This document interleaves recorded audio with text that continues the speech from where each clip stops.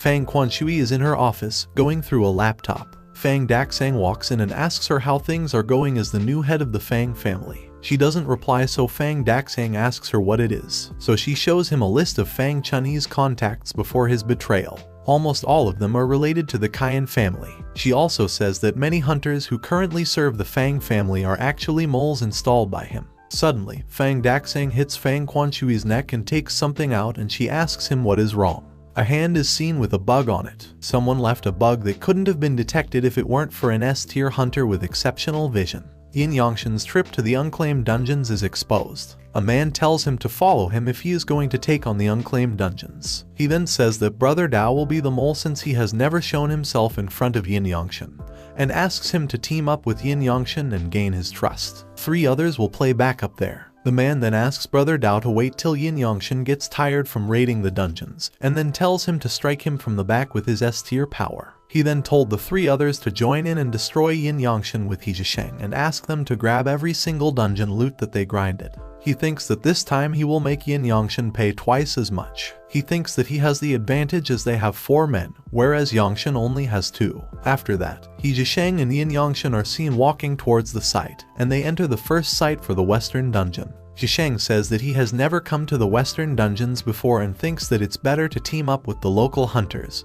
who would be more reliable. He says that it's way easier to just find someone on the spot, and these unclaimed dungeons are hotspots among scattered cultivators. Suddenly, Yangshan notices a man standing on top of the dungeon, and he quickly jumps and asks if both Zhisheng and Yangshan would like to team up with him in order to explore the dungeon. Zhisheng asks him if he is a local cultivator, but Yangshan rejects him. But the local cultivator says that he is familiar with these dungeons, having worked in them for eternity. Whereas Yangshan says that this guy is all covered with mud and even splashed some on him, so he is just irritated from looking at him. On the other hand, the master's men keep a check on all that's happening. Zhisheng suggests teaming up with him, as they really need a teammate who is familiar with this place. The cultivator thinks that he will cop them up once we obtain all the dungeon loot. Yangshan asks him his name, to which he says that he is the Warrior of the Sunset, and everyone calls him Brother Dao. As they are about to enter the dungeon, they encounter 3 soldiers, and Brother Dao fights with them using an A-tier strike.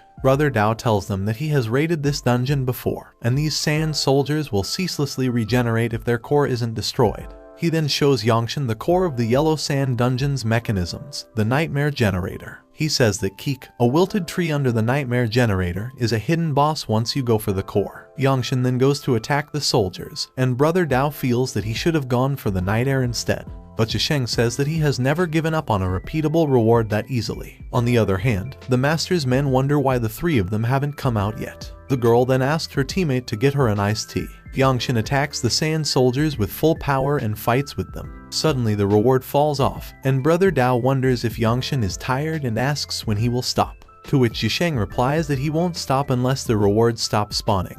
Brother Dao thinks that he will have no chance to lay a hand on him at this rate. He then decides to get the side quest done quickly and seek an opportunity after they get out. Brother Dao then attacks the wilted tree, but the tree attacks him with full power in return, and then they all get to know that there is a hidden boss. Brother Du thinks that he wanted to let Yunshin deal with the hidden boss. Suddenly, the wilted tree attacks with full power, and other branches start growing on the sand. Yangshan thinks that all elements are crucial to clearing a dungeon flawlessly. He then attacks the tree branches with his sword in full power, and he suddenly opens a lighter and attacks the tree with it. The tree blasts with power, and a virtual screen appears that shows the substitute puppet's remaining count as 3. But suddenly, the tree becomes even stronger. Whereas, on the other hand, Brother Dao sprains his leg in the explosion.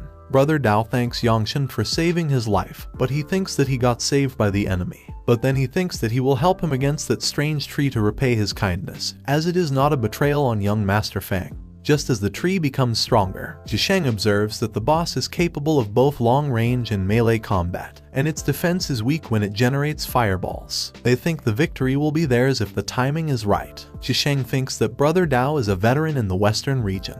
Brother Dao tells Yangshan that he won't be able to dodge the fireballs at close range if he fails to hit them the first time. The tree then attacks the 3 of them by generating a fireball. Brother Dao decides to deal with the branches and trick them into spitting fireballs, and Zhisheng decides to help him as well. The rest now depends on Yangshan. Zhisheng uses shadow taunting to attack the branches. The tree suddenly becomes very powerful, and a very bright light starts coming out of it. Just as the light hits the ground, a blue cage stone comes out, and its bright light hits the three guys. Suddenly, they all notice that the tree has collapsed, and a bright moon-like figure appears. After that, a virtual screen appears that says that it is a realm of weightlessness, and it crushes the galaxy sphere, and creates a weightless realm of 100 meters in diameter. Everything in this realm will move in slow motion and become weightless. As they finally made it through, they decided to go further. Brother Dao thinks that it's time to deal with Yin Yangshan and wonders if Sister Hu and the others are still waiting.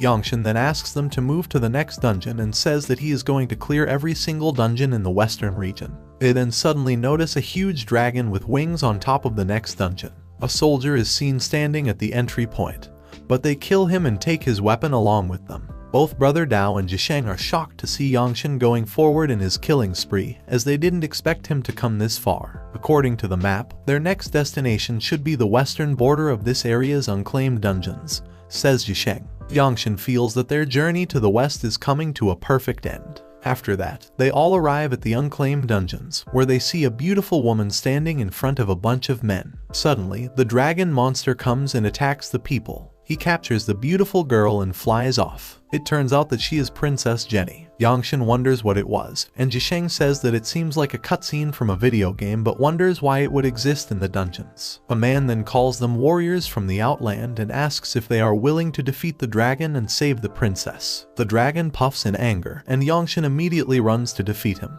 The dragon is seen as a very powerful creature, but Yangshan goes to attack him. Yangshan comes onto the dragon's legs and tries attacking him with his sword. It turns out that this is all just my imagination. The man from the kingdom says that he has witnessed Yangshan heroically defeating the evil dragon, and he has faith in his capability to save the princess. Zhisheng feels that these are classic NPC dialogues, and it seems like this dungeon even has a plot. Yangshan then asks Brother Dao about the reason behind his astonishment. Suddenly, Brother Dao starts crying and starts calling the man his son. He says that this is his long-lost son, and back then, he insisted on taking the western dungeons on his taking him to, and he heard from him since then. He says that he traveled around the western region for all these years in search of him. This shocks the man, and he says that he doesn't even know Brother Dao, but he insists on saying that he is his father. Yangshan then asks Brother Dao to stop with all the acting and get rid of his disgusting snort. The man then gives him something to wipe it off, and Brother Dao asks if it is a biscuit. But the man says that it isn't a biscuit, it's a compressed flying rug. He put the acid in the water, and suddenly a flea rug came out of it. Yangshan gets surprised upon seeing this. Yangshan takes a look at the flying rug and wonders why such quirky items exist in a dungeon. Brother Dao again starts calling the man his son, but Zhisheng says that it must be a mistake, as how could an NPC in a dungeon be his son? Yangshan thinks that he indeed looks like an NPC as he still carries on with his speech, even though there's someone carrying right in front of him. Suddenly, Yangshan comes behind the man and says that he looks just like an NPC, no matter what we do, as he still carries on with his speech. Zhisheng says that there's something off, as items are usually rewarded after monsters are killed, but he's just holding it there. Yangshan asks if this has happened in the dungeon before, to which Zhisheng replies that it has never happened and he hasn't heard of dungeons with plots. Yangshan then says may truth sit only surface after they beat the boss. The three of them sits on the flying rug and go. A drone is seen flying in the air. On the other hand, Master Feng's men are seen sleeping in bean bags in the desert. Suddenly, a virtual message from the masters comes, and he complains about his men not coming back to him since he sent them to get rid of Yin Yangshan. He then gets angry, knowing that it hasn't been done yet. The girl tells him that Brother Dao went inside the dungeon with them, and there's been no news since then. The master then wonders if they all perished in the dungeon. He then gets a message and tells them to contact him later. The girl asks the other two companions, and they start discussing who was on duty at night. And suddenly, the master appears again and calls them idiots. He informs them that they are all already in the westernmost ancient castle dungeon. He then orders his men to get there immediately and kill Yin Yangshan. Suddenly, a jeep is seen through the desert, and a girl says that she herself is enough. She tells another girl that there was no need for her to come as it was dangerous here. The Jiri turns out to be Yangshan's childhood friend, and she says that he wants to see him. The previous head of the Fang family is seen reading a virtual message, which says that a full team of S-tier hunters explored the western dungeons for the first time, and in the westernmost ancient castle dungeon, they were all killed. He gets shocked upon reading the message, thinks that something is off, and decides to go and see everything. Suddenly a big monster-like shadow comes behind him and asks him not to meddle in the matter. It says that it's bad for a patient to get emotional. The head of the family asks him what he wants, as he has always minded his own business. The shadow threatens the man with a knife on his neck and says that the western dungeons are not his to explore, and he should recall his people. Just as the mystery man is about to leave after threatening the previous Aha of the Fang family, the Ahead starts shouting that everyone has a right to explore the western dungeons, as this rule applies to everyone. He further says that the mystery man is being way too high and mighty. The mystery man turns his face to the side and asks him if he won't do as he says. He then threatens him once more by saying that perhaps the death of the former family head will bring them back. The former head comes into full physical strength and tries to attack the mystery man. With just a flick, the mystery man ties the former head up as he shouts in anger. On the other hand, the three of them on the flying rug reach the western dungeon. While landing on the ground, Yongshin says that if that dwarf really is your son, then the NPCs will respawn. Brother Dao gets anxious upon realizing that he was supposed to go undercover. Zhisheng looks at the map and wonders if it is the evil dragon's cave. He thinks that it seems like a boss of the fire element. They then enter the cave and notice that the princess is tied up with ropes on the top of the rock, and below her is hot, swelling lava. Brother Dao thinks that the mission will be complete once we save the girl, but Yongshin says that it is obviously a trap as the hostage is tied there in such dangerous terrain.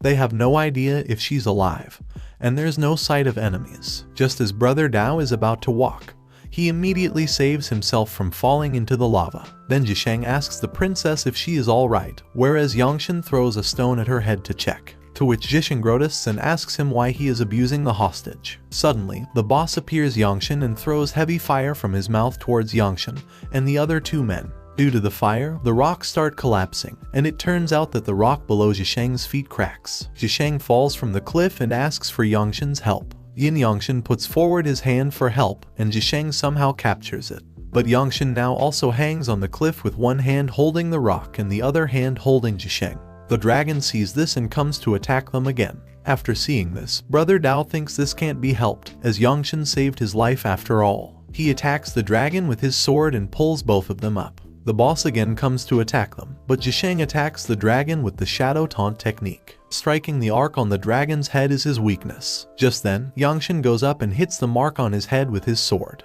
The dragon cries in pain, and Yongshin comes to know that it's his weak point and asks the other two to attack the dragon on his head. All three of them collectively attack the dragon with their swords on his head, which eventually kills the dragon, and all his parts slowly start to diminish. They all get shocked at killing the dragon so easily. Suddenly, Yongshin finds a box with the letter X written on it. The box suddenly ignites, falls out of Yongshin's hand, and explodes. After this, the princess suddenly starts shouting for help, but Yongshin feels something is off, and just when they all try to untie the princess turns into a monster. The monster, in the form of the princess, tries to attack them. The monster scares them but again fits its face into the body of the princess. Yongshin says that it's the hidden boss in the form of the princess. He says that he confirmed that the underground dungeons only consist of two elements, which are NPC monsters and rewards.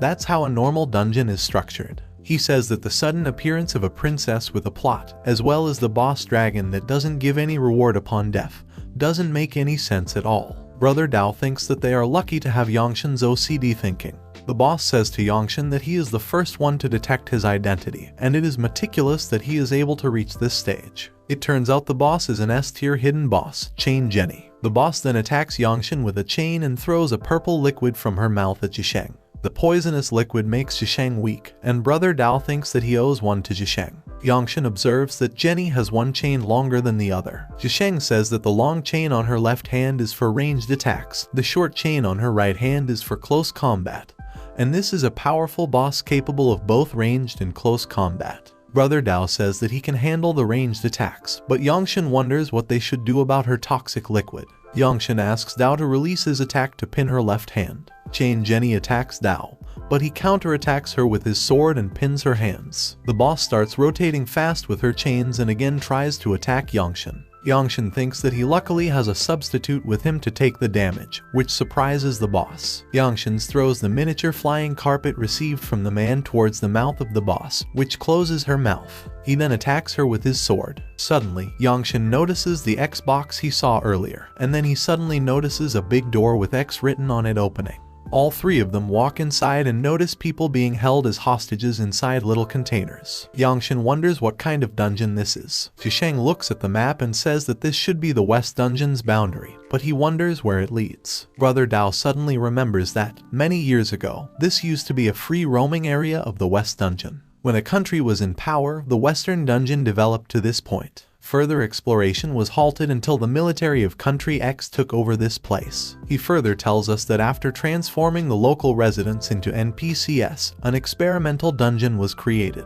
Yangshan then asks Brother Dao about the person who has this kind of ability, to which he replies that the boss of X country is a hunter with an S-tier ability, and his name is Jibo Nai. On the other hand, Yangshan's childhood friend with the other girl is seen sitting in the car. She is seen complaining about the bad signal in the desert. She then notices Master Fang's men and wonders what those guys are doing at the side of the road with the screen. Suddenly, Fang meets Master Jibo Nai, who tells him that Yangshan and his companions have already found his experimental base, and that his plan Fang failed. Master Bai asks for one Nai chance from Jibo, but he bestows him with his new strength. Jibo Nai suddenly comes out of the screen and orders the three men to go and kill everyone who discovered that experimental base. This scares the men. On the other hand, Zhisheng says that they shouldn't have entered such a secret military site, and they should leave. But Yangshan insists on exploring more. Suddenly, a red alert button starts beeping, and a green liquid starts flowing below the containers. All the transformed people come out of the containers and start walking towards Yangshan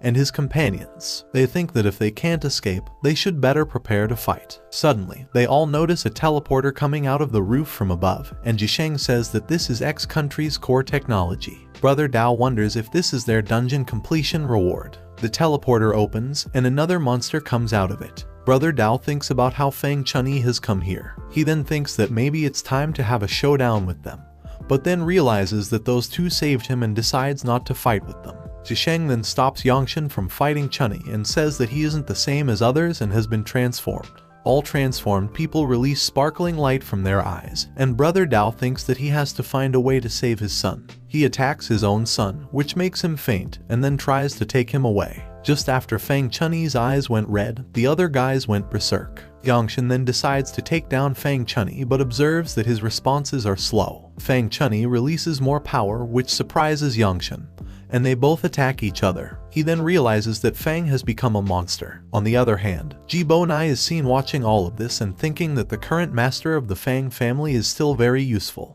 After this, Fang Chunyi attacks Yangshan with his power. Both Yangshan and Zhisheng try to dodge Chunyi's attacks, but he again attacks, which pushes Yangshan into the wall. He then tries to think in between Chunyi's multiple attacks. Dao's son and the transformed princess somehow get hit by Chunyi's attacks. Zhisheng thinks that these bouncing attacks are going to kill them all, but then he notices Yangshan running towards Chunyi. Yangshan thinks that this guy can't move fast right now, so he will try going straight to him. He then attacks Chunyi with full power, and while crying his lungs out, he bursts into flames. Both Yangshan and Zhisheng think that he is dead, but he still appears out of the smog. Zhisheng tells Yangshan that this cannon is dangerous as he keeps firing it, and Yangshan says that they have to take a gamble. Just when Chunyi fires again from the cannon, Yangshan cuts his arm with his sword. Yangshan thinks that since his skin is immune to the cannon, Fang Chunyi gets angry after getting his arm cut and suddenly fires with full power from the cannon. Yangshan uses Fang's hand to dodge the fire from the cannon. Fang Chunyi burns in his own fire, dodges Yangshan, and dies.